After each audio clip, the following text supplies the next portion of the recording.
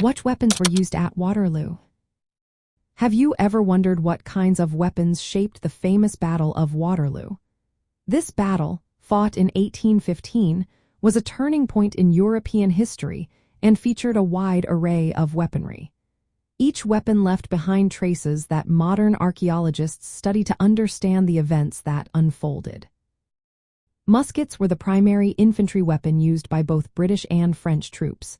The British typically carried the Brown Bess musket, while the French soldiers used the Charleville musket. Archaeologists have discovered spent and unfired musket balls scattered across the battlefield. These findings are especially concentrated around areas like the approaches to Hougoumont Farm, where heavy fighting occurred. The presence of these musket balls helps pinpoint where intense exchanges of fire took place.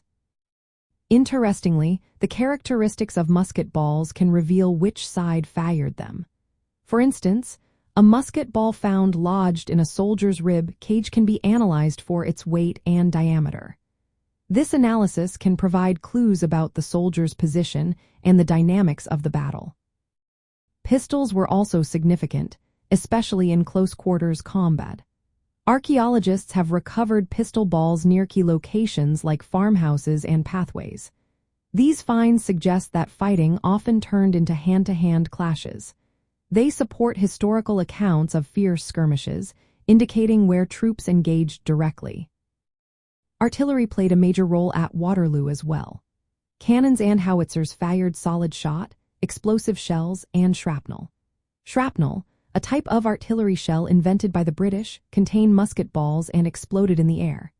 This scattered lethal projectiles over a wide area, giving the British an advantage since the French did not use shrapnel shells during the battle. Archaeologists sometimes find fragments of artillery shells and the remains of cannons. These artifacts help map the locations of artillery batteries and identify areas most affected by shelling.